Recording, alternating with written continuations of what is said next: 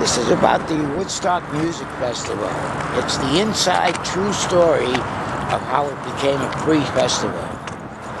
I was part of a communal group called the Hog Farm, and we were hired to go to the site early to prepare the campground area, to consult with the security folks, and to deal with people who might have a problem with drugs in a negative way.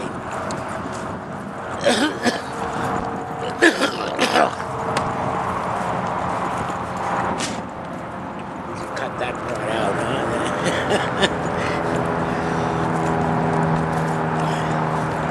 It was about 4 days before the festival was due to open.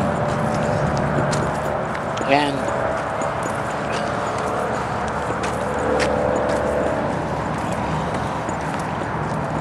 I was coordinating all the activities of our group of people, which numbered about 150 people.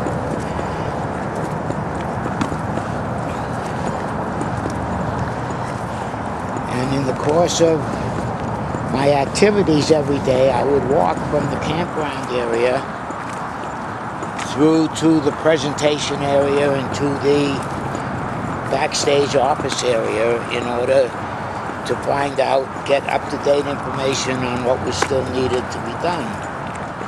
And I noticed that maybe 1,000 or 1,500 people had already arrived at the site, and they had started walking through and saw this natural amphitheater and a stage being constructed and big towers going up to hold the big Super Trooper spotlights. And they saw this and said, oh, this is where it's going to happen. And so they put their sleeping bags down and sat down and evidently said, let's wait for the music. So, and the reason they were able to get through there to that area was because even though the operations director had put up fences around the presentation area,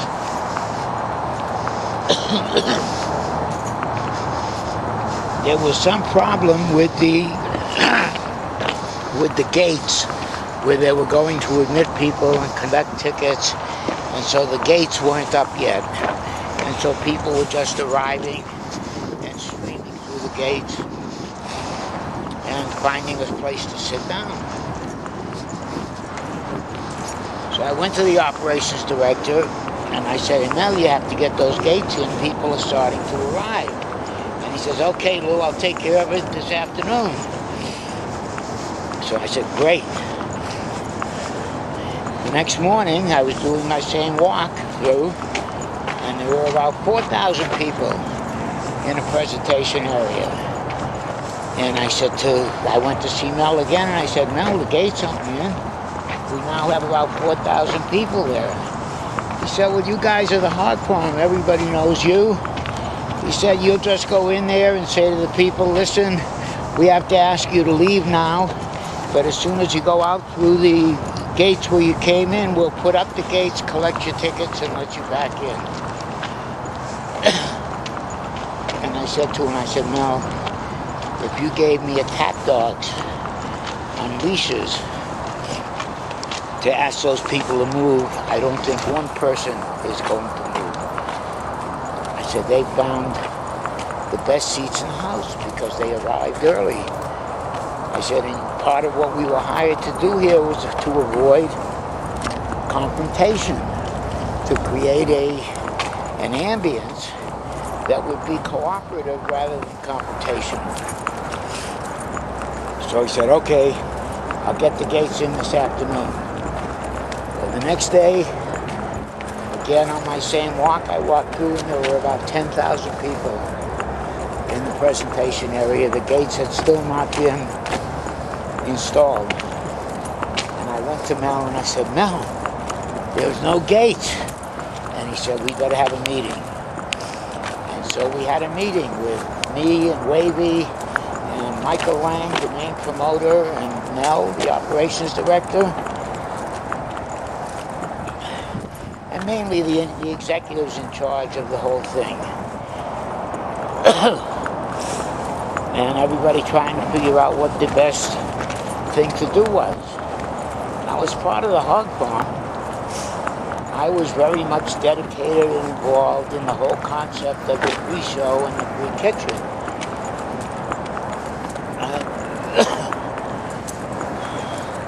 And I had a lot of experience at that time.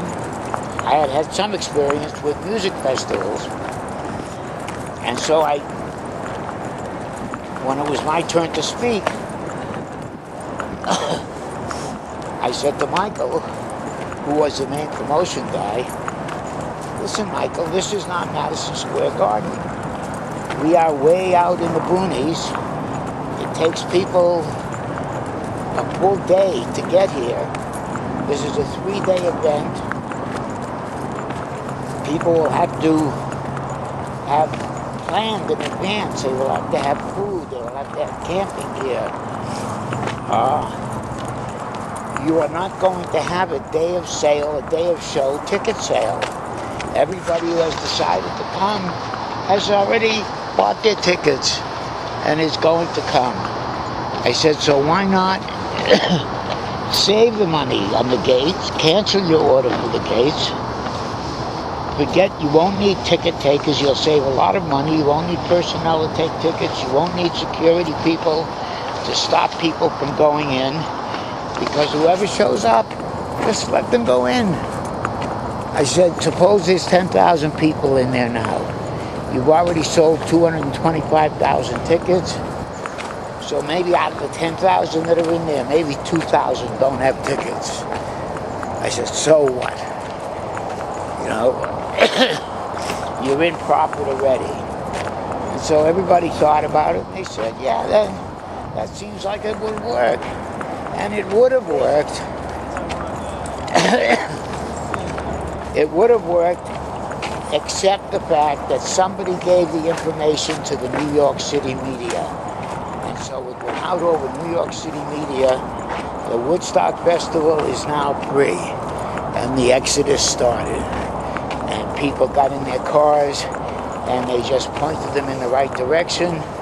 When they got anywhere close to the festival, and traffic was bumper to bumper, backed up and not moving, people just abandoned their cars right on the freeway. The New York Thruway was closed down for 3 days during the festival because of the concert and because of the number of cars that had been abandoned on the Thruway, and they didn't have the equipment to deal with. And so that's how the festival really became free, not through any generous outpouring of sympathy for the fans, but merely a reason to save money to the promoters. And the rest, of course, is history.